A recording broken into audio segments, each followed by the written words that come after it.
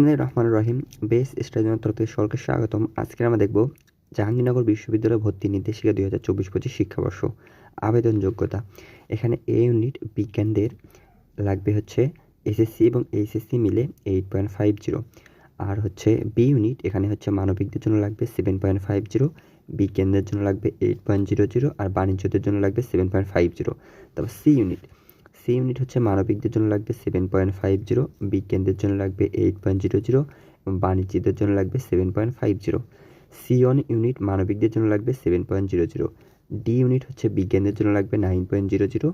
ই unit এখানে মানবিকদের জন্য লাগবে হচ্ছে 7.50, বিজ্ঞানদের জন্য লাগবে 8.00, বাণিজ্যদের জন্য লাগবে 7.50।